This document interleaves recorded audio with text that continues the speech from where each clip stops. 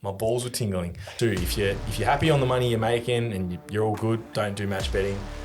If you're not happy and you want to make a bit more money, fucking learn it. Yeah. Like, it's that simple. I've had a pretty poor relationship with money. I had a very hoarding, save it, put it in the bank. Super conservative. Super conservative, yeah. Yeah, I think it's a scam. Really? Yeah. Full scam? No, not a scam, it just sounds like a scam. I think a good goal that I set was, I think a good achievable goal to start with is 1,000 a month. What's your quote of the day? Tip of my nutsack. So what have we learned out of this? Match betting is just sick. Right. Have we started or? Yeah, we probably will. Yeah. Introduce me, Lenny. All right. Are we allowed to call him Lenny? Yeah. That's my name. Is it? You got to say the full name though. I don't know how to. Do you know anything about him? Not much, no. Do you want anything? You're a strength coach? Yeah, whatever. Powerlifting nationals? Yeah. Deadlift 300? More. Bench 170? Yeah, 5. 175? Yeah. Squat 240? 280. 280? 280. Fuck. Nice. That's all right. There's the intro. We're all beginners at some point. And now you started match betting. Yeah. After watching me do it for 10 years and just looking on to hard basket. So I watched JP do match bet. So I met JP, one of my best mates. He moved in with one of my best mates, and that's how I met him. And I watched this fucking weird unit just sitting there with some numbers. Fucking. That was 2015. 2015, so probably eight years ago. And anyway, we became pretty good friends. But I watched him all these years just do this match betting thing, not work, and just live. Not work. I love when people say that. Live off match betting. Well, not a conventional job. Yeah, back when I was doing it, I didn't do any jobs now. Yeah, but we'd still call match betting work. Yeah. To the level I was doing it, of course. I've heard the story, like even your podcast. I feel like it's a job. I think people hear the number. At that level, it's definitely a job.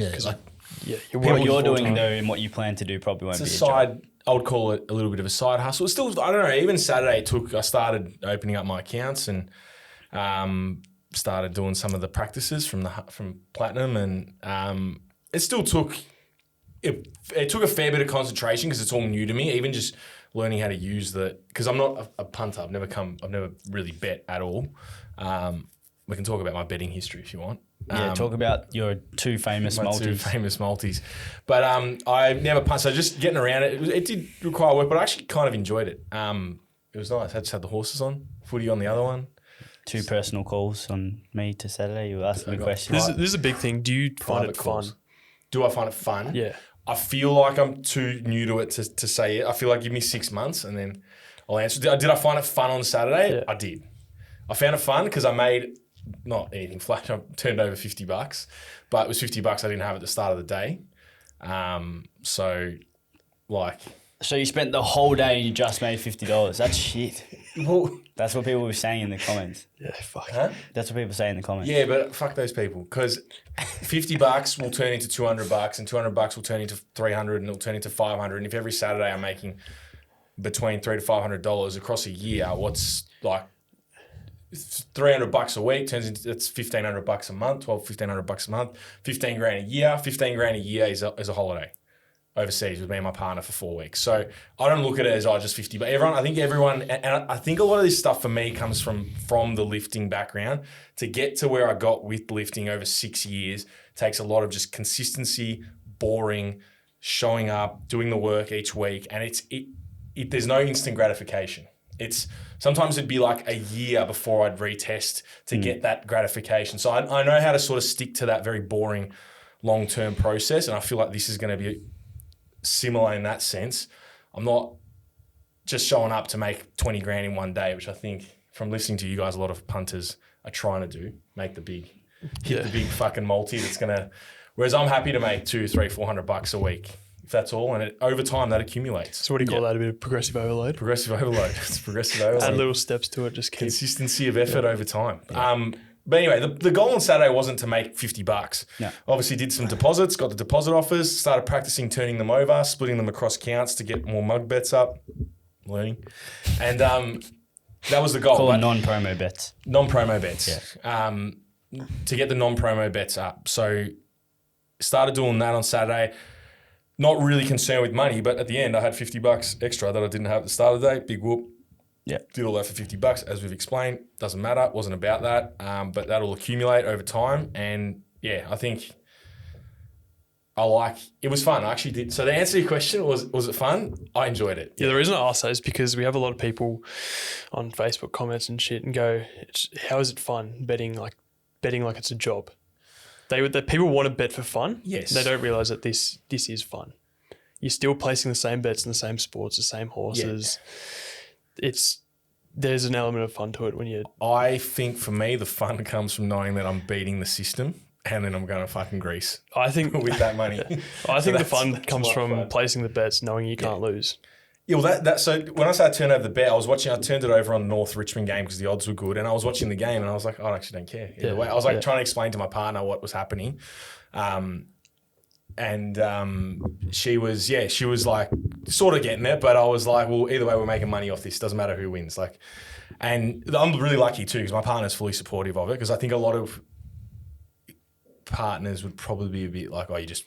We've had so many people like in our community that they initially when they tell this to their partner, especially when people join Platinum, they have to go and ask their missus or wife or girlfriend, whatever, to get permission because a lot of people have their monies, I guess, combined. Yeah. Or I'm going to go spend this on a gambling course, and it's like, bro, what the fuck are you doing? Like, you're not doing that. And then they have a bit of trouble, and then once we had a little kid, probably like 18-year-old, 19-year-old, just stressing about telling his family about joining Platinum. And unfortunately, there was another instance where a young kid wanted to join as well, and because he'd been scammed by another service, essentially then the parents didn't let him join. Yeah. So we copped the backlash of someone else scamming someone. But then this guy has now gone and explained it to his mum or dad. And the best thing to do is just communicate. Like you're an adult now, you understand that there's no point like, if you're going to explain something to someone, show them how it works, show them an example. And once someone sees like a bonus turnover example, then unless they're really close-minded, they should be okay with it. 100%. But there are a lot of accurate sort of, I guess, things around gambling, taboo stuff where, gambling, you lose. If you bet, you lose. Most people think you're going to lose if you gamble, which you are, but this isn't gambling because you are betting with essentially an edge that the bookies give you. So it's a little bit different. But yeah, when you start explaining it to people, they definitely, you said this in the last time, you're like, people just laugh and say it doesn't work. Have you spoken to anyone like that yet? I don't really tell many people that I'm doing it or wanting to do it. I've told a couple people, I won't name, a couple people fully supportive, but they also know you. And I think that helps because they know that what you've done with it over years, which gives better context. But a lot of people you say, and they straight away, they're like, sounds like a scam or sounds like this, which is understandable because, like there's truth in stereotypes. Like you go to the races or whatever, the tab, and there's a whole bunch of people losing, chasing their losses, all that crap that you guys talk about. And I think also, I don't know, just like there is that truth in it. So I do get why people are like that. To be honest, even knowing you, I've always had an element of that. I'm like, and I've had to get past that. I don't know, maybe that was also an excuse for me just to not do it because I was being lazy as well, like just being like, whatever. Because as we said before, it does take work. It's taken work the last month to learn it, wrap my head around the concepts, start applying it. I was nervous to apply a bet the other day. Yeah, I remember that feeling. Like first time doing a bonus turn, you're like checking everything. It's like, is this it? I was nervous doing it because I'm going to make a mistake. To be honest, once I did it and realized it worked and there was more money in my account, fill out the spreadsheet that Steve has made, saw that there was a profit for the day. I was like, crazy. It's a hard one because we can say, it works. But until you actually see it, it's two different things. That's right. The people out there will still think you've paid me to say all this anyway. Well, that's fine. It's obviously difficult, like first learning the concepts and that. But like, do you find it easy now that you know certain things? And once it clicks, it just kind of... It started to click. I remember the first day I watched the advanced sustainability and defense on Platinum, and that was like Jesus. But I know how things work. I taught myself to play guitar 4 years ago. No musical background, so I know, and it was fucking hard at the start. And I just know things get easier. Yeah. Like I don't know, through experience of learning brand new skills. Now I know, like, you sit with the content, sleep on it, reread your notes, start practicing a little bit. I was playing with the 2-way calculator, the 2 and 3-way calculators, and it does start to sink in. But I think that's probably the biggest thing I found is that, it's not just, just fucking just do it. You got to sit and put time into it, but it will get easier. Yeah, it definitely clicks once you get it. Kind of just effortless. You don't even need to think about things anymore, and you just do it. It's just anything. You fucking it's like repetition. Doing a squat or whatever. I don't even think about it. Yeah, with 200 kilos in your back. Yeah. Well, you don't. You like 200 kilos isn't even anything for me. But you don't even think about it. It's effortless. Like, it's that flow state. So did you see the guy who died? Yeah, in Bali. Yeah. The pretty fucked. It's pretty fucked. Did you see it? No. Yeah, I think that's why you got to always have take precaution. He didn't have safety bar. He didn't have safeties. I don't think his spotters really knew what he was doing, what they were doing. You need more than one spotter with fucking that. He had one. I think he had side spotters. Yeah, okay. So it was 200 kilos, but only 200. Only 200, but it's all relative. Everything's relative. Yeah. 200 was, if it was too heavy. Hit him in the neck. Yeah, he like bent and he snapped fucking. Yeah, it doesn't matter how much the weight is. If that's in the wrong spot, that's done. Anyway, like everything, you've got to take caution. Probably loaded too heavy. Need better spotters. You say, I don't know. I'm a conservative person. I like to, if I'm lifting by myself, use safeties, and I know I can bail out if I need to. Like, it's not just do the rep or die. Yeah, to squat or die. Yeah, fucking nah. But there's a lot of crossovers I found with all the shit I've learned through lifting, and obviously with the work I do as a strength and powerlifting coach, with all the stuff you guys push, like consistency. Like I know with the system you talk about long-term profit. Yeah, it's the same thing with training. It's just like keep showing up, do the work. The small gains are made, but small gains accumulate over time. It's the same shit with. Yeah, you text me after you watched Steve's vlog and you were like buzzing because you could relate to everything in it. You're like, it's like training. You basically said it's like training. It was literally all the same principles. If Steve was talking about training, it would all apply exactly the same way. You guys are just talking about fucking numbers and shit session, placing bets. Shit day, but you move on. No emotion. Like I have no emotion now, and I still got some of my new clients. They get that emotional response when they have a bad session. You just get to a point where you literally don't care. And I feel like you guys are the exact same with that. You have a shit day. How do you deal with someone? Do you have people? Obviously, you've got a lot of long term. I think you got a minimum time now with your coaching. It's like 3 to 6 months or something. A lot of long term. Look, people sort of are filtered out. If they're right for our service, they'll stay. If not, they sort of get weaned out pretty quickly.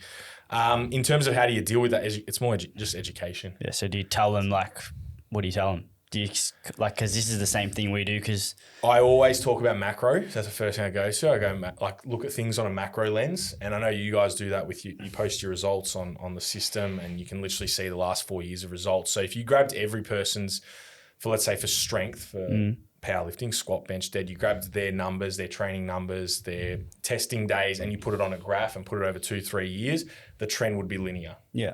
Would there be peaks and troughs in that trend? 100%. Like anything, there's nothing is purely linear. Yeah. And you just explain that to them, and you say, stop looking at things on such a micro scale and look at things on more of a macro scale. And that's why when Steve was talking about that with the system, I was like, this is literally the same shit I say to clients. It's just harder because essentially it's money, and people work hard for their money, and they've got I do get that. But once you can detach from that. So I feel like I'm already set up to do it because I'll know. I know there's going to be a down day. I know there's going to be a day where there'll be it happens. I've seen it on your fucking results. Once you experience enough of those, it gets to a point where it's like you don't even think money's real. Yeah. It's like betting money, but it's not normal money. Yeah, they're two different things, and it just happens. Oh, I liked what Steve said when he said this money has been put away for that. He's like your rent, your bills, your mortgage, or whatever is. Food, that's all getting paid still. Don't stress. Well, you were telling me before you've got an Bankroll and you got an offer from something. Yeah, I wanted to ask you weren't sure if you were supposed to take it or something because your Bankroll might get. I guess. So I'm just going to say how much I'm starting. I was starting with 2K. Yeah. Bankroll roughly, but obviously priming the accounts at the start it takes a little bit of trying to minimize loss. I think I asked Am I allowed to say his name? The coach that I'm working with? Yeah, Max. Big Max. Has he been on the podcast? Yeah.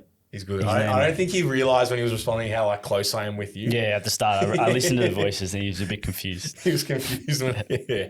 So I was like, I'm starting with 2K, obviously priming the accounts, taking, obviously hedging the bets and shit, turning over some of the bonuses. But I started to realise like I put in $100 into Tab, got $100 deposit offer, split it up and then like hedging it though, because obviously you're hedging with the favourite, you've got to outlay more to match the bet. So I started realising like, and that's fine. The money's still in all those accounts. Like it's not going anywhere. But I'm just, because haven't done it before, I don't want to get spread thin where I've got all my money in one bookie and can't get it out to go into another bookie. So there's a 250, obviously Ladbroke's got a juicy deposit offer, 250. And you get 250 bonus bet, which you can probably turn over at 65%, 170, 160, free money. Yep.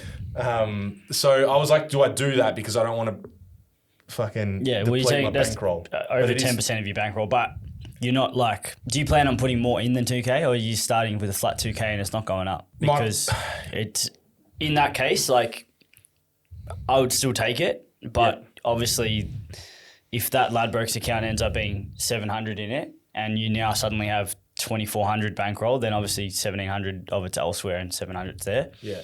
But we can work around that. And obviously you just, one thing people get a bit like sort of trouble, they start to try and control where the money ends up, and you can't do that because you don't know who's going to win or lose. So just kind of let it just settle, and as Steve said, leave that money. And we just had another podcast where we spoke about starting with that amount and fucking that's growing over 12 months and you just got to leave it.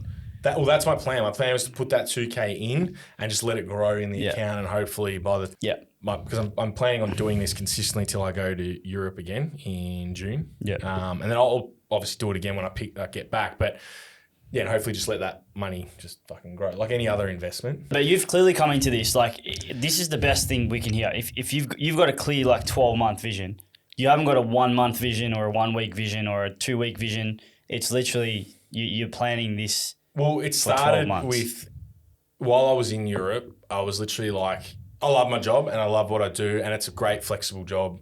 Get to work, but I love it, and I do like helping people. But I've always thought about, having multiple income streams. It just gives you flexibility to do things. And one of the big values of my life is travel. And I probably forgot that value because of COVID and being locked down for so long and not having the opportunity to go.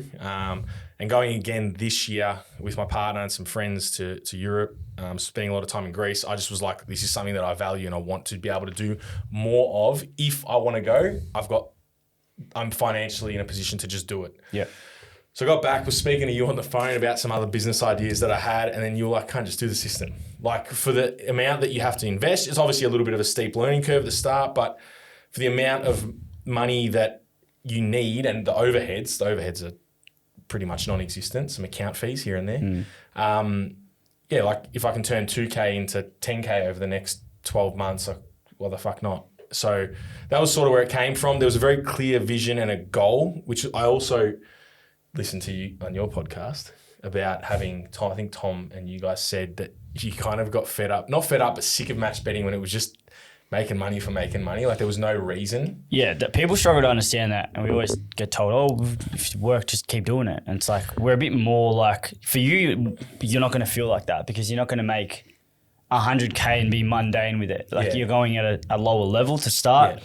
And we did this, remember, for 7 years. Like we didn't do it for 3 months and got sick of it. It was 7 years of the same thing. And even Lenny, like he's already sort of, but I think after a year of doing it, well, he wants a break from it, and he's had a break a couple of months. He'll probably get back into it. But I think the big thing for you two guys, with the amount of money that you made off it, I'm assuming you've got a bit of money sitting there, so you've always got that to fall back on.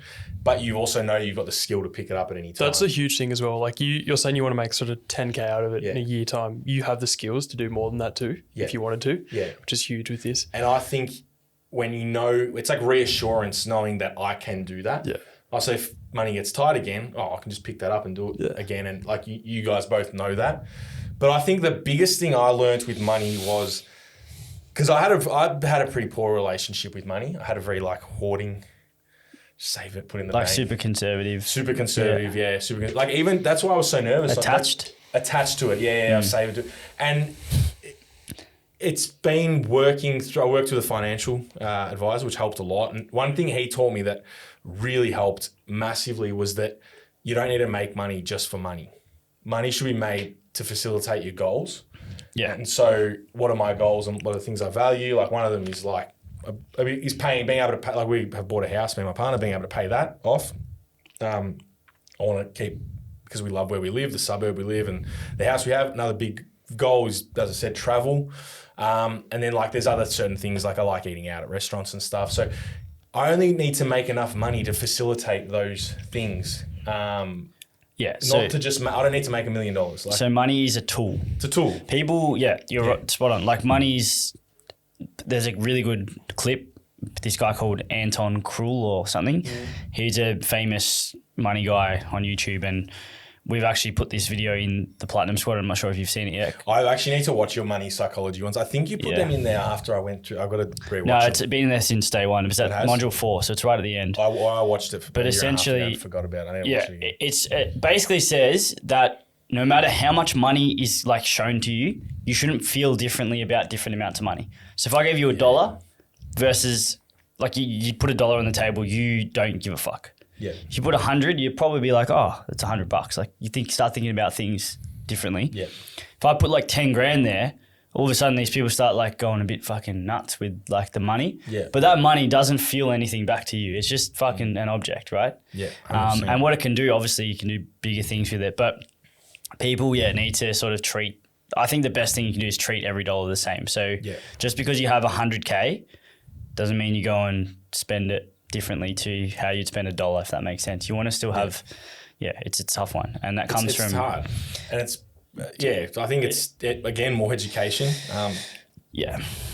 Like match betting... Coke burps. That's right. Match betting can desensitize you to money, and that's something probably Lenny has suffered from, I reckon. And I've been the same. Like... You need to go live on the fucking it's not a bad thing, but... Like a bum for a bit. Well, like when... This is something I've spoken about. When you make 10K in a month, or like in his case, he had like 30K months. Like, do you look at money the same as you did when you had no money? No, like you just feel like easy to spend it kind of thing. Yeah. You can just like part ways with it way easier. Come, easy go. Yeah. Like whatever. And you like make that back in. Is that good? It's relative, isn't it? I think in a sense it's good. It allows you to sort of do things that you probably wouldn't normally do if you were hoarding money, like you said. Which I was probably similar to that before match betting.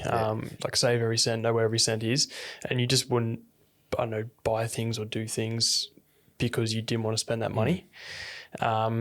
It's never been a problem for me. I don't spend every cent I have. I'm still very good with money, but I think it's definitely actually helped in a sense, but it can be bad. Yeah.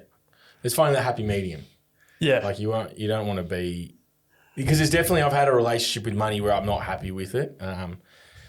And I feel like I would liken it to like, not that I'm an expert or know much about this topic, but like people that have eating disorders or be like, I'm almost the opposite. It's like, people restrict their calories, restrict to lose weight. And then they obviously, like, I feel like I've got that with money. Like it's a toxic restricting. Like and I've gotten better at it, way better at it. Obviously as I've gotten older, I had few more expenses. Like there was a lot of fear around money because I knew interest rates were going up too. And I didn't want to be in this position where I'm just stuck and I can't do anything. So have you invested? Apart from house, like stocks or anything? We did the crypto. Oh yeah, we had a crack crypto in 2021. Yeah. We took profit. You made profit, yeah? I didn't lose money, and there's still some money in there that's just sitting there. I checked it out. There's like fuck all. But we like what? We took out the initial investment. Yeah, crypto. I don't know with crypto. No, but we nailed it. We took profit out, but then like with crypto, like you're never going to find the top or the bottom. You don't know. So as long as you've got a structure and a system, and essentially we were taking out. I don't know what you ended up doing, but pretty sure we got into like some of the coins early on, 2021. Ethereum, Polkadot. Yeah. I had no idea what I was doing. I just took out my initial investments and profit, and then just left. I've left the rest. Just saw it was going up and just dumped the money in, and then. We got in like before the spike, and then I just told him I explained, we're not just holding this till it goes to the moon. We've actually got a plan here. If it gets to this level, we're selling 10%, 10%, 10%. So I was like quite the opposite there. I just I was early too. Jumped in and just left it there. Then not sell and Still then there. cycle back down. Yeah. Sold some stuff Yeah, and put that's in the other thing. stuff. People and just never, who invest in things like that, they don't have a plan and but what the fuck's the point of investing in something if you can't sell it? The only way you can make money off a crypto coin is if you sell it. Yeah. So if you're not going to sell it, the fuck are you doing? Yeah. So, but this goes back to like making money for like what are you making money for if you don't have a plan? Like where's the money going? yeah, correct. Yeah, you got to use it as a And, tool like, to do I something also else. don't want the other day I was a bit flustered and shit after I made that mistake with the card and I was cracking the shits or whatever. My partner was like to me, she's like, if you're gonna be like this, she goes like long term, like I don't. And I was like, I knew it was just because it was day one. I was feeling a bit flustered and a bit stressed with it. A lot of fucking screens. Quite overwhelming at the start. It was quite overwhelming, and I was trying to follow the system along as well as if I was doing it, just to get a hang of it. Yeah, because you haven't started yet. Yeah, I haven't started yet, just to get the hang of it. All right, that tip come through, so I'd go here, click that, put this. All right, Yep. and it was a lot going on. But the next day I went back and turned over some bets and it was a lot easier. So I know it's just over a few weeks, it's going to get easier and easier. Like you said, it's going to become to the point where it's effortless. Like you're not even thinking about it. Probably, one thing we don't really teach much and well, it's kind of assumed, and we're probably going to add this into the interface, is like teach people how to like navigate through a betting app. Like probably something you haven't. I reckon you 100% like live feedback on the podcast. Yeah, do it. 100%. Because coming from and this was what we were going to say before, I'm not a punter. I've never punted at all. My punting experience was you go to the races with your friends. I take $50 and chuck on some bets for fun or whatever. And I chucked on 2 multis probably 11 years ago at the footy, and St Kilda were the first 2 legs. They fucking lost and drew. It was like 2011 in round 1 and 2. And I was like, fuck this. Of course, because obviously being a St Kilda supporter, they just disappoint. So disappoint normally and then disappointed my multis. I was like, oh, whatever. I just don't have an addictive personality either with any of that stuff. So I was like, punting just never been for me. Just hasn't been for me at all. It's not something that I'm really that interested in. That's why, to answer that question before you said, people like, how is this fun when you know you're going to win? I do get they love the thrill of it. They enjoy placing the bets and just going through things, looking at things and But I'd rather just fucking click buttons knowing that I'm going to win at the end of the day regardless of what happens. So not a punter.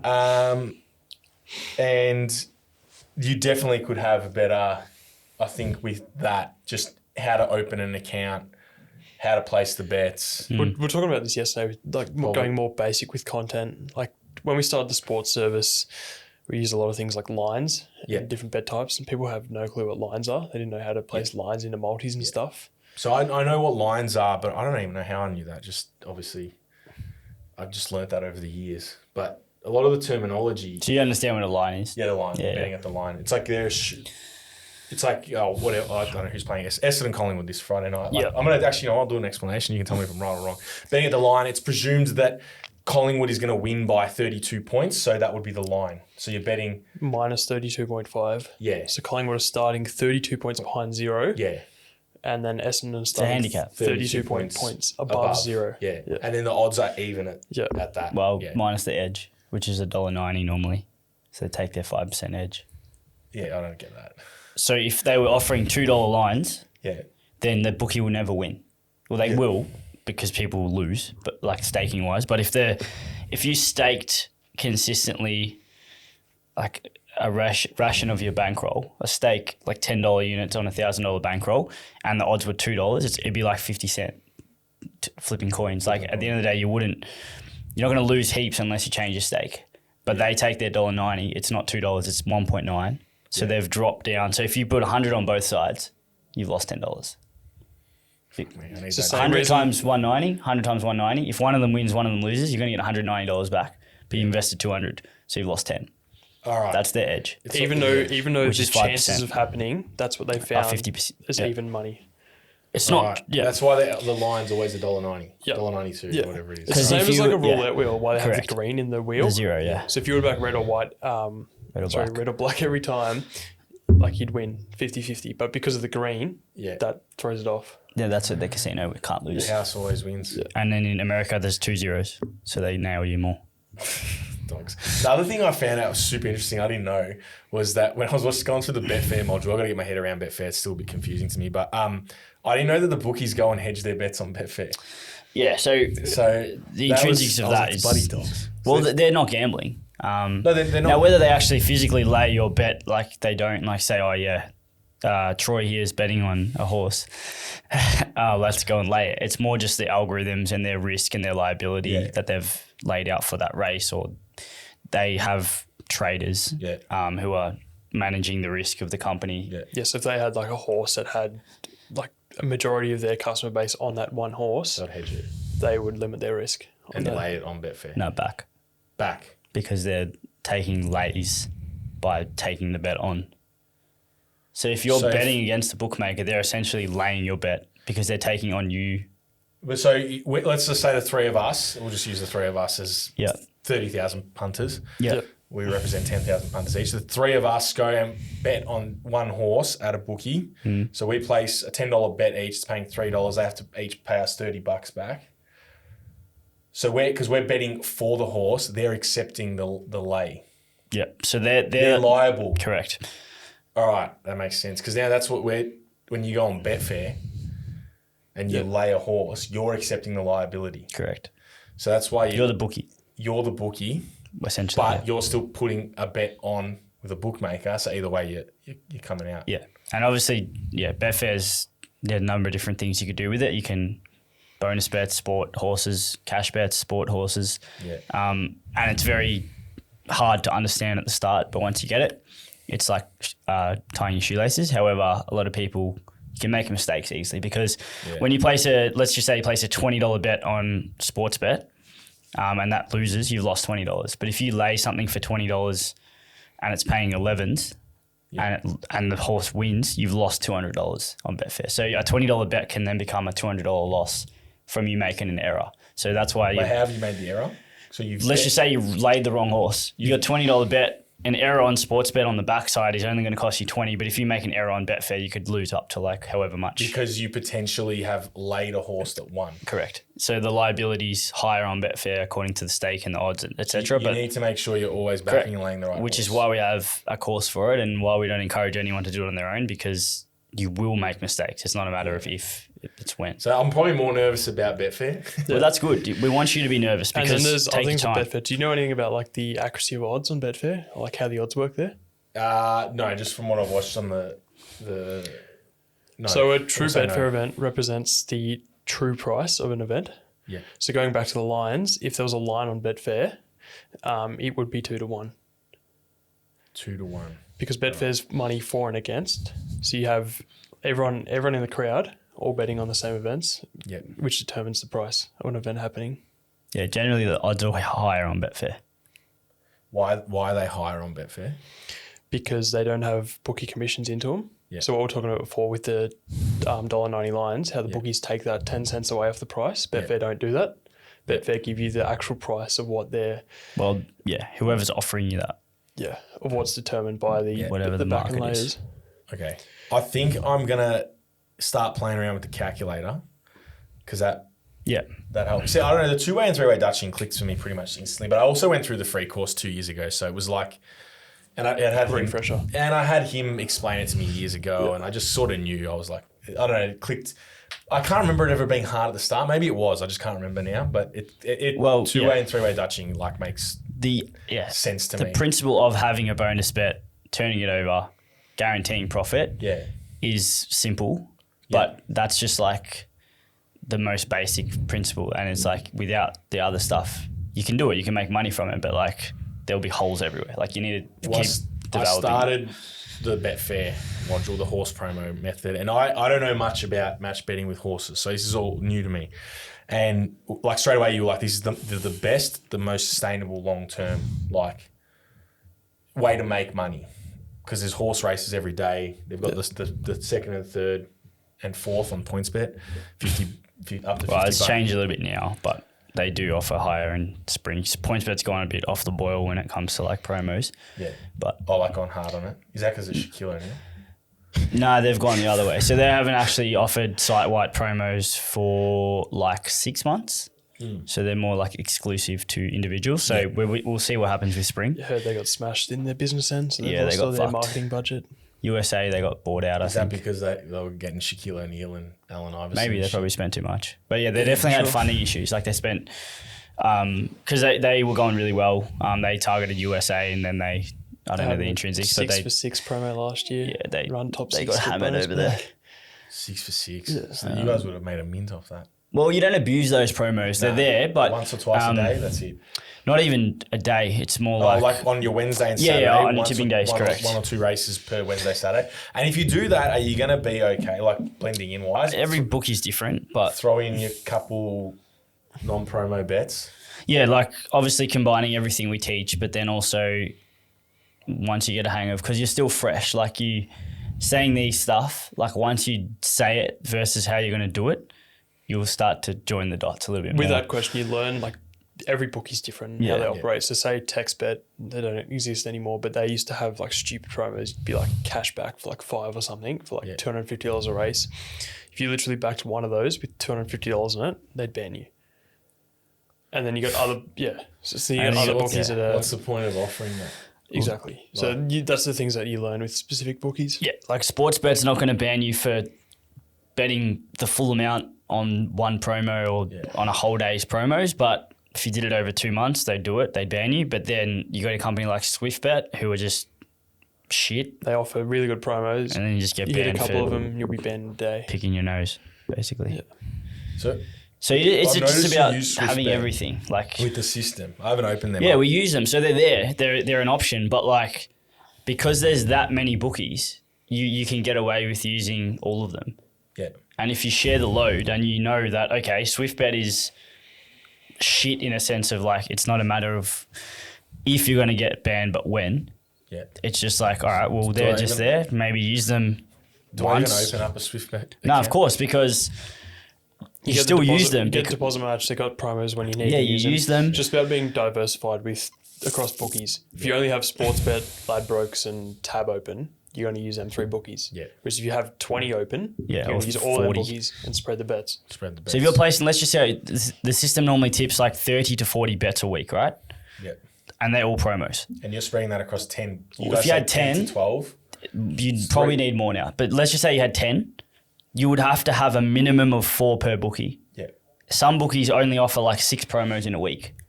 So you'd be using more than half of their promotions if you had 4 out of 6.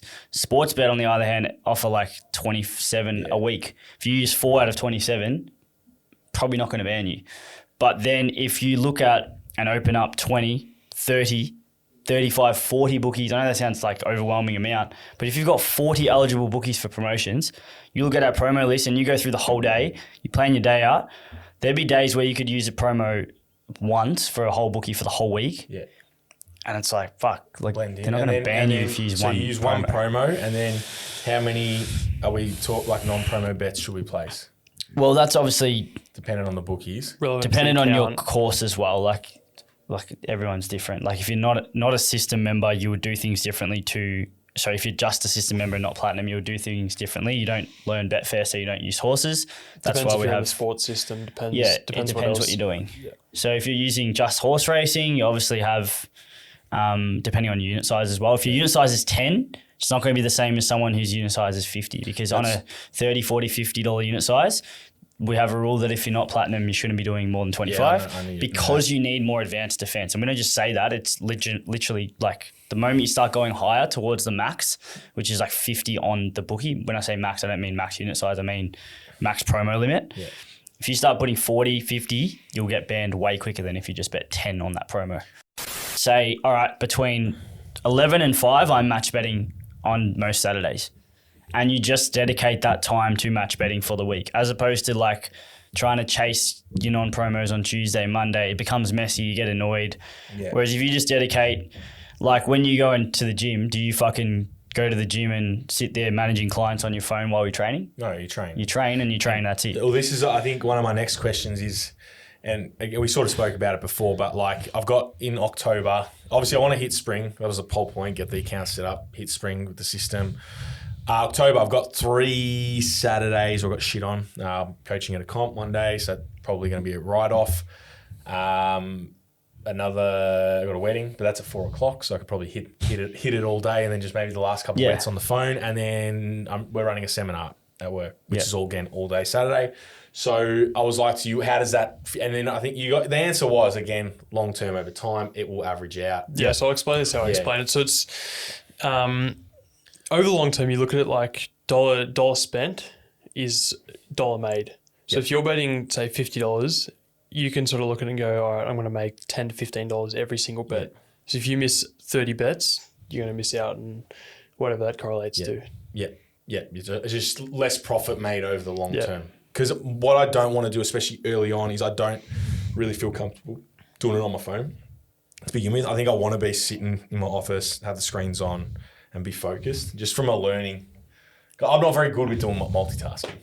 Yeah, no, for someone like you, I'll be honest, I didn't think you would get to this point where you just be like, I'm doing it, because I don't know, how do I describe this? You're a bit of a fucking caveman, like you just fucking do the basics, and you don't really get into like I don't know, like I didn't think you would ever match bet. No, I said to you the other day when I was calling him, and I was like, I'm actually putting the beat. I goes, you ever think I'll be doing this? He goes, nah. He sends me a photo of his laptop and he goes, fuck, look at this. He goes, I actually like it. And I showed my missus and I'm like, I'm pissing ourselves. And then I was like, you actually might have a crack. So it's actually good to see. No, I think, look, for me, I think there was no reason to have a crack before. I think, like I said, the big driver was being overseas and going, fuck, this is important to me. And especially after lockdowns and shit, like how much is out of our control with certain things. Yeah. And while I'm fucking young and we can do this, me and my partner probably want to have kids in a few years, I want to get a couple more holidays in, big ones, where I go overseas. And like I said, that was a big driver for me. So I think sometimes you're not forced to do things until you are pushed and forced to do them. There was no reason for me before. I was happy on the money I was making. And you said in your podcast too, if you're happy on the money you're making and you're all good, don't do match betting. If you're not happy and you want to make a bit more money, fucking learn it. And like it's that simple. And not that I do make a good wage, but like I said, I think to do those other things, travel for 3-4 weeks a year overseas, like it does take money. You probably wouldn't have experienced this yet, but apart from match betting, there's so many other avenues you can go down with the betting world, and you learn so many different skills that you can then use later in life. Yeah. Which, like what? Give us an example. Well, you already would have learnt this, like staking and shit. Like, you mean like investing knowledge and that shit? That too, but there's just other strategies and things that you can go outside of. Like what? Like Betfair trading, for example. Yeah, but that's hot. Yeah, of course. Don't fucking do not Betfair trade. Like, if you're listening to this, good luck. If you Betfair trade, like that is, I agree, you definitely can. But this is like an avenue to things like that. Yeah. No, spot on. You're right. And for example, you coming into where you got, like, you've taken things, most people here, you've gone fucking here. Yeah. Like, that's a spectrum. Yeah, well, I've taken what I learned through the courses and the system, and I sort of took it my own way and learned things that they don't teach. And you have the power to do that just from learning the basics. I think you are a special cat, though. Just from what the stories I've heard and stuff. Like, because even to figure this shit out, like for him to sit here for 8 years and figure this out with the boys and stuff, like, it takes a special person. I feel like Lenny won't agree with that. You don't reckon? He thinks we're fucking shit. No, like you have a different the way you look at things and stuff. Like I would never sit down and figure this shit out on my own. I'm doing it because I'm doing the course and you're teaching me. Yeah, I've got to sit down and learn it, but I'm not figuring it out. And I just don't. And also being more like you have to be a bit more risk taking, I think. Well, it depends how your brain works. Like, I've always been numbers, so like even when I was in grade 1. Selling cans. Yeah, it's like sold cans at high school and made profit off like soft drink cans when I was in year 9 and 10 and whatever. Undercut the cans. But no, like even when I was young, like my brain is numbers. So like I would go on fucking Monday morning journal at grade 1 and tell the teacher in the journal every single footy score for the weekend, like the exact score and shit like that.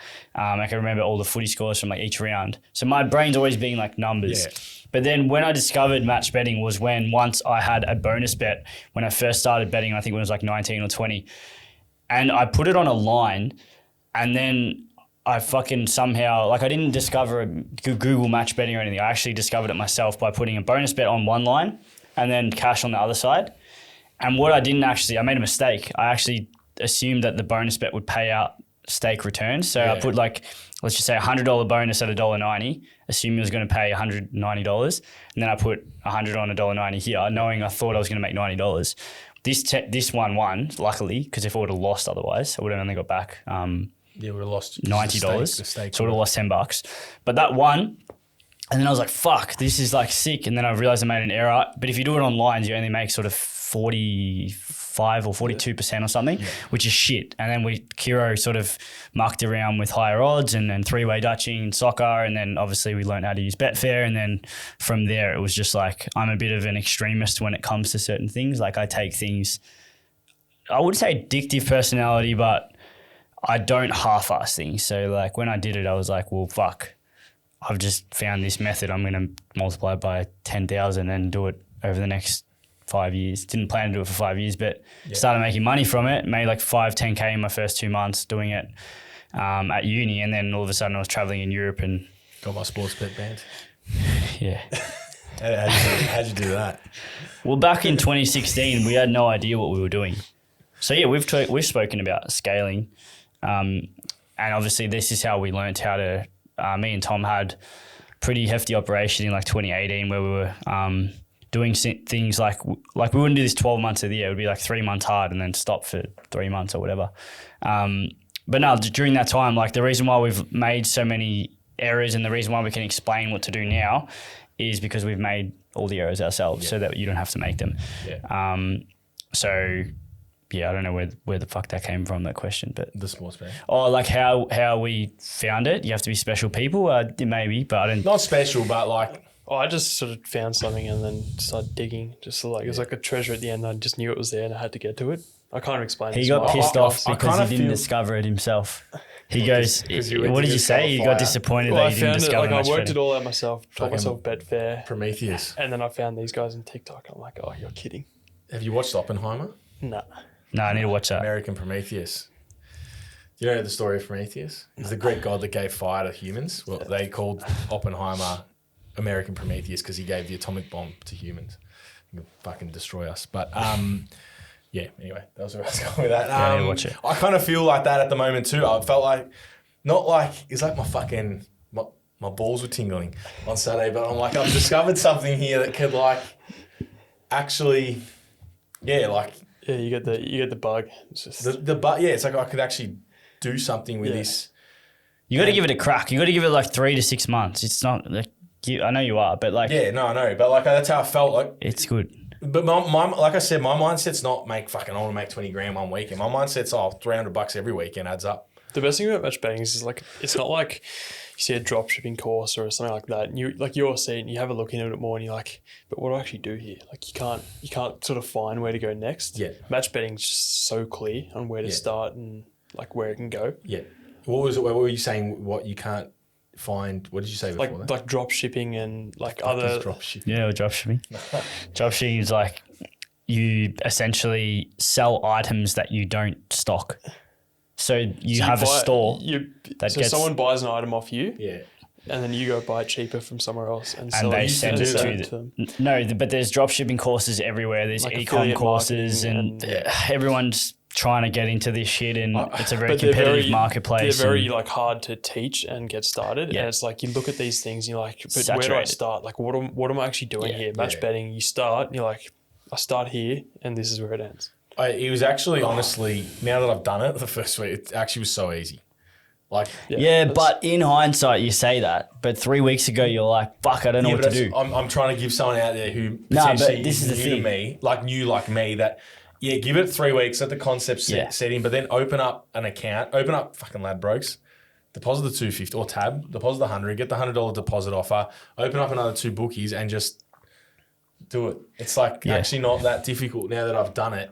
And that's coming from someone that is more, as said, conservative, but it really isn't. Yeah, it's free money. Doing it. It's literally doing it. And to be honest, I've had periods over the last 3 weeks. I'm like, no, fuck, this is not for me. I can't do it. Like, I'm gonna fucking but I'm like, nah, that's the resistance. We've been talking about something at work where there's like this voice in your head that tells you not to do something. The resistance. We call it the resistance. So that's the resistance. It's a good game. What? Resistance. Is it? Yep. It's like a board Do game. you find you're like semi-addicted to it? Nah, I'm not. No. Yeah. Not yet. I haven't done enough with it yet. Made $50. I reckon you are. When I heard you speaking, I reckon you are. when you were speaking to me the first time in the car on the way to footy training, Yeah. You think I'm addicted? I reckon you're hooked. Yeah. Oh, hooked, but in a bad way? No. Like good. I'm not an addicted. Can't- Hooked it's to the not- learning, the progression. It's not. Yeah. Well, to I'm be not honest, talking addiction as in want to it's- be addicted. Yeah. fucking Addicted need to the learning next is a fix. good thing to have. I think one thing I've really enjoyed is the learning of it. I've found it really cognitively engaging, like, because it is completely new to me and probably something that you almost forget, because I've been doing my job now for 8 years, and you do get to a point, you guys are probably in the match betting scene at this point, where you've learnt 95% of it. And yeah, there's always little bits to learn, but I feel like that with in the fitness industry, I've learnt a lot of it. And like, yeah, I'll go down little rabbit holes. I went down this hybrid rabbit hole where I was learning a lot. But again, you get the crux of it. There's a few underlying principles. Once you get the grasp of those principles, you've got it. Yeah, you can always dive into the weeds and the niche and look at things, but I'm not that kind of person. So I found it being like completely new at something. Probably haven't been to uni for years. You kind of forget what it's like to learn. Yeah. So I've enjoyed that. It's really like cognitively, engaging. Like I'm like, this is mad. Like I like even now, like trying to figure out Betfair, like playing on the calculators and shit. So yeah, am I addicted? Yeah, I don't. I guess I associate the word addiction with a negative thing. Like, yes, bad thing. Yeah. No, addicted in a good way. In a good way. Like, or addicted. I feel like I'm not. Yeah, I'm driven.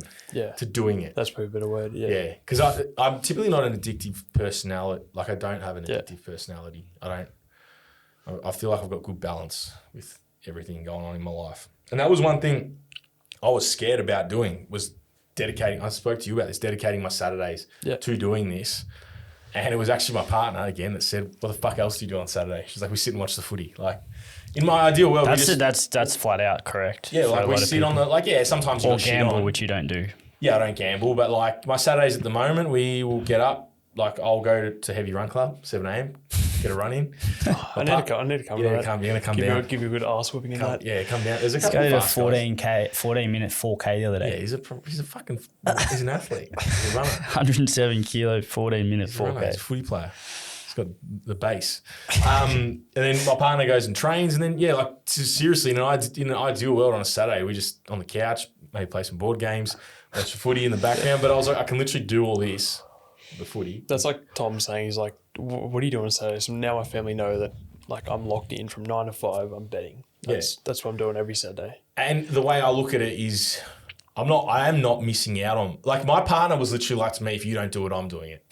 That was her. So, but I also had a really good conversation with one of the guys at work. I'm not going to say names just because. Yeah. Cut the name out. About doing this, and he's all for it. He's like, do it. But I was telling him again my concern about doing something. He goes in this world. He goes, you've got to give time to things to make money. At the end of the day, nothing's going to come to you for free. Like to make some money match betting, you're going to have to sit down on a Saturday for 6 hours, 5-6 hours, and do it 3-4 hours on a Wednesday. Like you're just not. There's no world. There's no reality where you click a fucking pokey machine and 20 grand just drops but it's out. the same thing as everything. Like Saturdays in the off season back home in Sydney, me and my dad would, like, we call it Super Saturdays. We'd dedicate half the day to training. Every Saturday. It's the same thing. Like it's 100%, and I think that's where the skills of my training are going to translate well to this. And I just I'm excited for the venture. For the venture. Where was I going to go with it? No, I've got another question back to match betting. So baggy bet. They got the deposit offer as well. This is what I was saying before with the deposit offers. I don't want to fucking end up with Ask Lenny about them. baggy bet. Yeah, what about them? Are they dogs? Oh, I've heard some. They're better than some. They're not the What's worst. your question though? Well, my question was, so I got I put the 100 into tab, got that. Going to put 250 into Ladbrokes. I think baggy bet offered me 150 for 75? yes. Worth doing because Mint Bet did the same thing. Yeah, of course. It's free money. It's free money, but again, at the cost of am I just depleting my bankroll? Well, it depends. This is where if you're only investing 2K, it gets to a point where you kind of have to withdraw from these accounts. Yeah, if you only say you want to invest 2K, you're going to have to manage your money super like tediously. Yeah. So like you're going to have to put really small stakes on. Split bonus is really small. That's one thing I noticed straight away is I split a $50 bonus on a $4 odds bonus bet, and I needed to match it with 240 on the other side. So I did that across 3 bookies at $80. But then I was like, fuck, that's $80. I've just had to put into 3 bookies. I think it was 180, I reckon. What? 180 stake. But the thing is, withdrawing 60, 50 or 110 maybe. Well, 160, I can't remember. You told me on Saturday. Whatever it was $80 across 3 bookies. There's 240 that I had to split. So I think I learned straight away. I was like, all right, well maybe I do. It's going to be more tedious, but I'm going to have to split my bonuses in 10 or 20. But yeah, this is the thing. Like if you can have, like, I'm not going to tell you what to do, and the same goes for anyone else. Like at the end of the day, you've got your bankroll that you want to invest in match betting. I like you. But if you have more to invest, it's instantly going to make your whole journey easier, because now all of a sudden you can go and open up $2,000 more worth of deposit offers in your first month. Yeah. Whereas now you're like, fuck, I'm at 1,500 out of 2K invested. Yeah. You can't go and open up 5 more Maybe bookies. I'll just pull the fucking Ethereum. I don't know what you've got there, but That's what we put in at the start. have you not sold any of that? Nah, there's still some sitting in there. Well, yeah, fucking. I mean, Ethereum's not going to go to 14 million, so you just take it out and use it to match bet. Yeah, The story, I've told this a couple of times. When I started, there's $800 in there. well, there's $800. I mean, who cares if it goes to 4K? Like, there's Well, I mean, $800. Here's the thing though, you make that back with match betting. You can make 50% gains in your Ethereum. I sold 5K worth of Rio Tinto in 2018, and it was making me, I don't know, 700 a year in dividends. And because I needed the money to match bet, I just sold it. And so I didn't give a fuck. If this goes to 7K, I'm happy to pull it. that money's going to turn into more money, and that's what I need now. So fucking use it. That $800 on Ladbrokes, Baggy Bet, whatever other ones I get off it, I'm going to make that money. Yeah. But the other reason I figured out I like splitting up the bonuses real small is because then I can hedge them on more bookies, and that's starting me up. More non-promos through other accounts. Oh, yeah. So I'm going to, like that 250 on Ladbrokes, I'm going to split those into like 10. Yeah. $10 bets, which, it's not a long process. It's a long process, but how many, 10? That's 25 bets I've got to place on other bookies. And that's mad. Then you get to the big dog stage, it's just 250. Bang, like that. When can I get to that stage? One starts. I want to go under Lenny's wing. Yeah. Lenny's going to be my fucking, I'm going to be his apprentice. Well, we've been launching like some paid calls with Lenny, like people who want to sort of take things to the next level. We've booked a couple of paid calls with him. So we used to do them, but we're happy for him to take them because he's very much capable and pretty advanced with what he does. So how did you get to the 250? Oh, it's your secrets. 250 what? Unit size? No, I was just saying, like, he's turning over 250 bonus in 25 times, so $10. Yeah. And so when you go more, it's just you can do it in one go. Well, the reason I'm also doing that though is for the 25 non-promo bets on the other. Yeah. But then I've got to find 25 fucking match. So it's like, do I do it in 20s? 25s. Completely up to you. That's what I'm saying. It's your own journey. There's no one size fits all. Because I've realised there's only so much sport going on at any one fucking time. Well, that's why horses is so much fucking. It's a different game. Like there's a race every 3 minutes on a Saturday. Yeah, well, that's why I'm doing the system. Nah, but I'm talking about Betfair. Like the system, cool. That makes you the money. But once you learn Betfair, you don't have to look at fucking this bookie versus that bookie versus this bookie. Like it's just Betfair, bang bang. Look at the race. Finished. 30 seconds. The thing I can't understand with the horses, though, is that... Well, I suppose that's why you're backing and laying, so that even if the horse loses, you're still breaking even. Yeah, so the easiest way to think of it is you're backing a sports game, except you're a horse race. You're backing one horse to win, and then the lay bet is backing every other horse in the field. Yep. So there's 2 outcomes. And it's even. So it's essentially literally the same thing. It's the same thing. So you're backing one horse to win, and then you're backing every other horse to win on Betfair with the lay bet. Yeah, that will just, if there's no promos, you'll be just even. Well, you lose commission and you'd lose the gap between the back and the odds. Because your questions are good. No, I think I hit those ones to make. That was the What's your goal? Well, how much money you want to make? I think a good goal that I set was, I think a good achievable goal to start with is 1,000 a month. That probably won't happen in the first 6 months. So you want to average out 1,000 a month? So you want to make 12K or no? Well, 1,000 a month is okay, but initially... I'm being conservative here. And this like, it's just my concern, like being a bit more...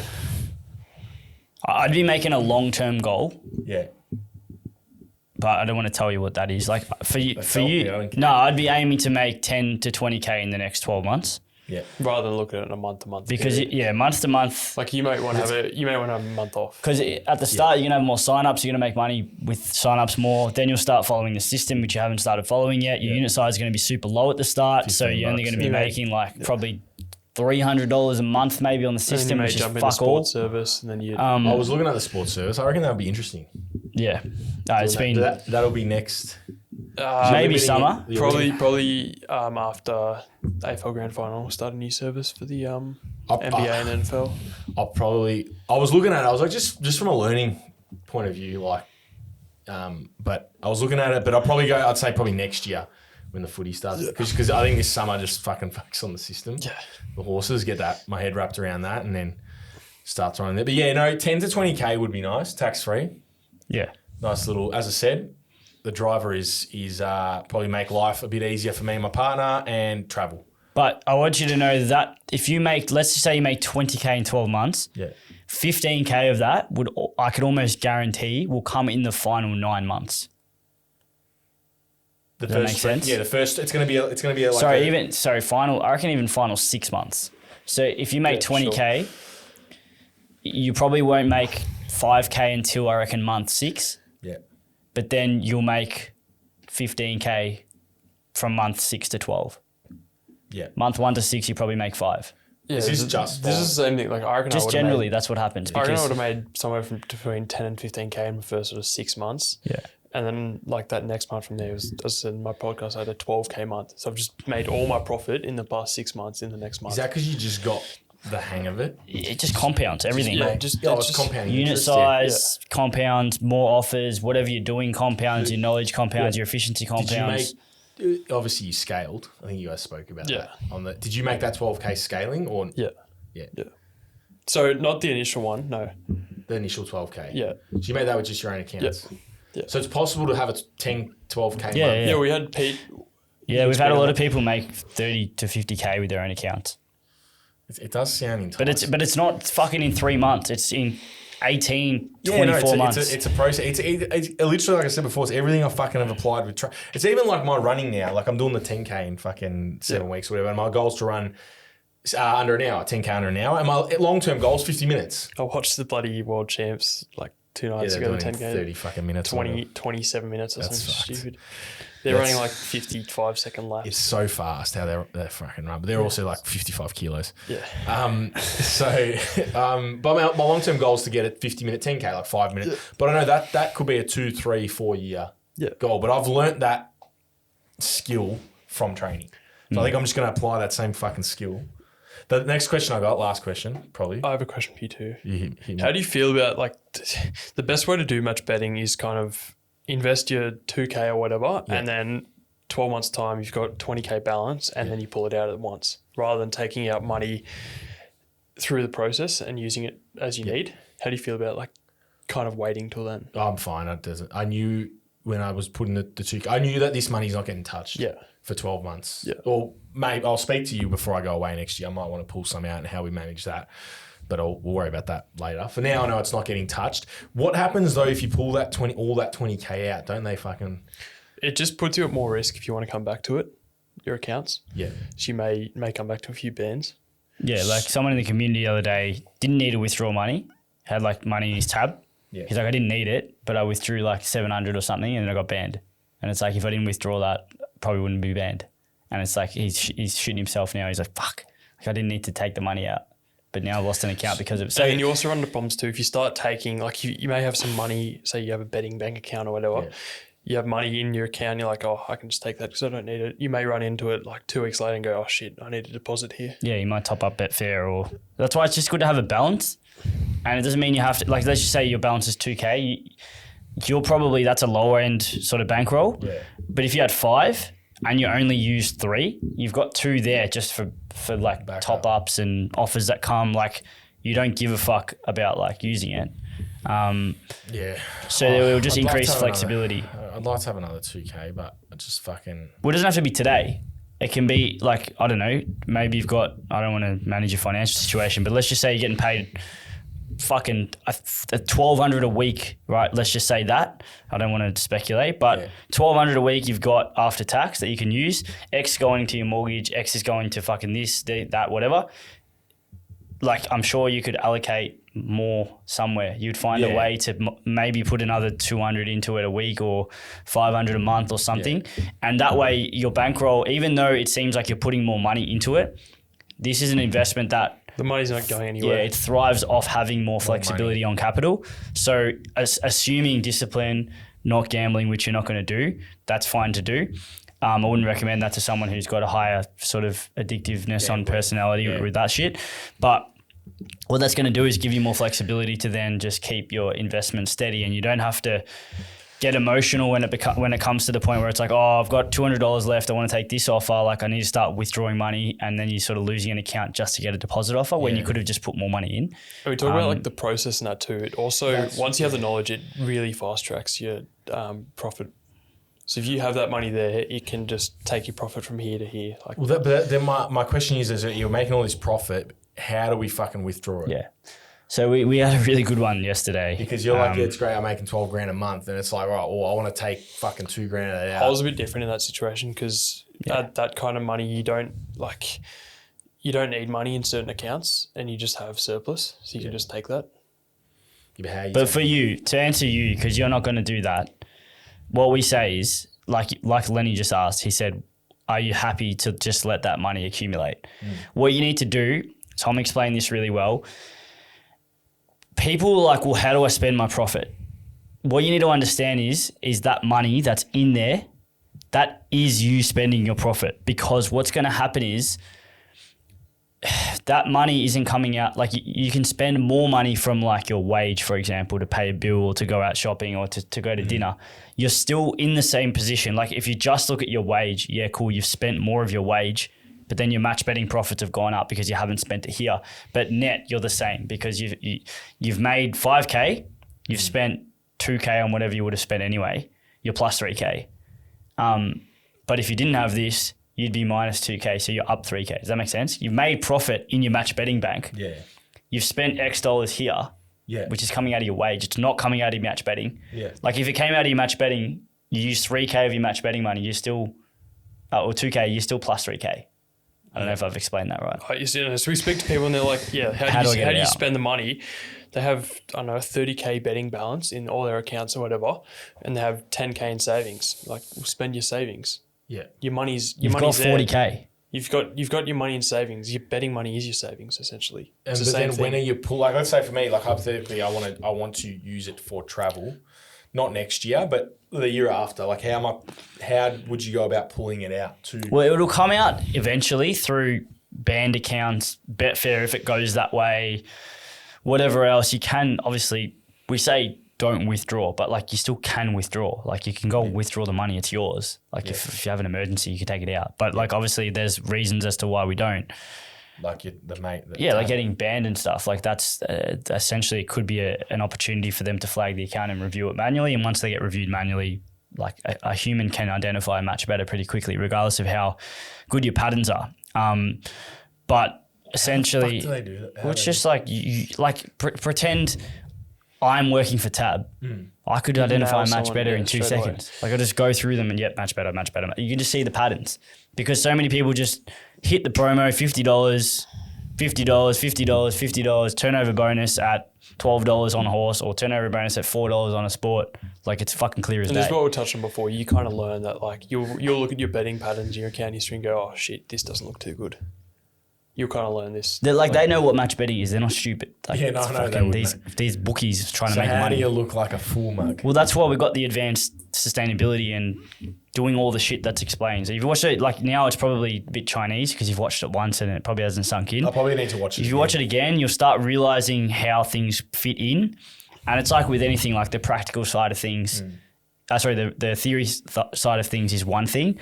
But then once you start doing it, then you'll start to realize how you can take that prac or that theory, put it into your own system. Yeah. It's like, how do you, not everyone trains the same way. Like you might, something works for you, doesn't work for someone else. Yeah. Why don't you track calories anymore? Because it's not good for you. You've gone away from that 2 years ago. You were very hot on it. Now you've sort of realized the holistic approach of like, maybe it's not great. Just eat like a dog. Yeah, but it's also I know, like I just know what to do. And you know, exactly. So Without once you know, training. It's the same as you, like you just said, I can spot a match betting. You just know. exactly. It's in your fucking. And it's the same as you can spot a gambler on their statement. Like you look at a gambler's statement, you look at their account, it's got fucking 38 boost on it. Like I It's would say, and this is me fully coming at it from a lens, but that a gambler, as the day goes on, their unit size is progressively getting bigger as they Potentially. Depends on the person. as Everyone's they Depends. chase their losses. Well, yeah, that's a fair stereotype because most gamblers will bet more when they're losing and bet more when they're winning. But then what if a match bettor was doing that? Like that's a way to sort of, obviously with what we teach, there's all these factors in there that you can do, tips and tricks.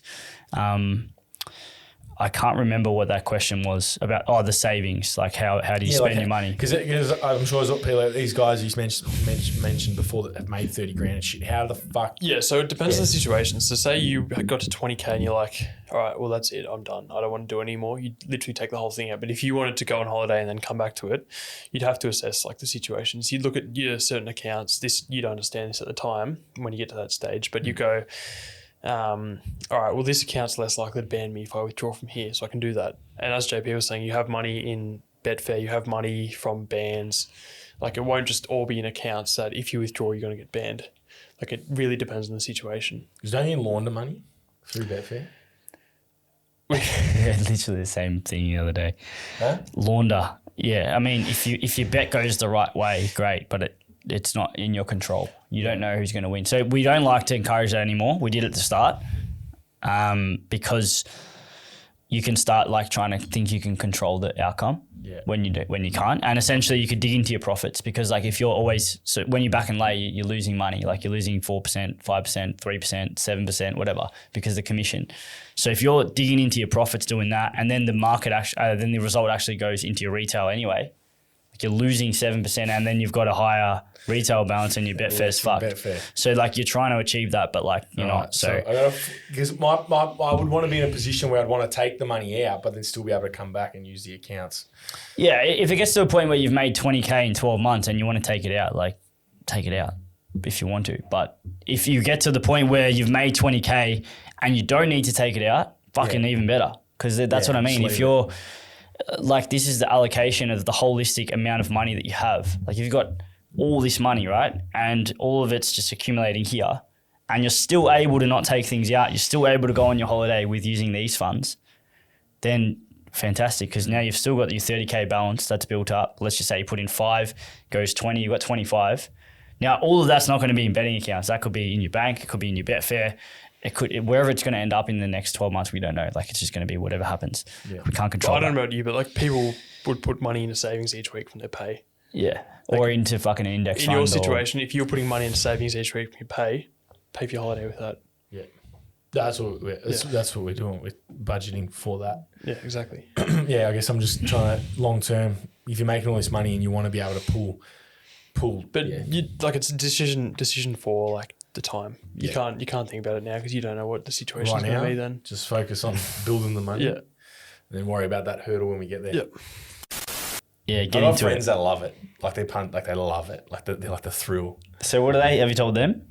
Yeah, I think it's a scam. Really? Yeah. Full scam? No, not a scam. It just like sounds like a scam. I'll tell you who So what do you reckon they think when they're losing their money? Is that a scam? Yeah. Like when they lose their money, do you think they? Yeah, but I think it's like it's I don't know. It's addict behavior. It's ingrained in their head. It's just fully hypnotized. Yeah. A little bit of fun. What's your quote of the day? Quote of the day. Both of you. The quote of the day is, I like, so something I was saying in Europe, when I was at a festival over there, was when there was a mad like song, I'd say it tickled my nutsack. And so I listened to Watch the Throne Jay-Z and Kanye West. I'm not typically a rap hip hop guy, but that album fucking did tickle my nutsack 12 years ago, and it's tickling my nutsack again now. Yeah, nice. That's my quote of the day, tickle my nutsack. What have we learned out of this? Match betting is just sick. Hopefully we replay this in 12 months and you made 20K. Hopefully. Well, that was the plan, wasn't it? We're going to do this and then we're going to do 20K, another one. fuck, that's a lot. We're going to do another one later. We made it to the end of the podcast. Really appreciate you listening. Just wanted to drop a message quickly to say if you are interested in coaching with me in either strength or fitness, please shoot me a DM. Love to chat. And also love to chat to you if you are a beginner match better like myself and just want to chat and see how I've gotten things started up the last couple months. More than happy to chat about both things. So please hit me up and thanks for listening to the podcast.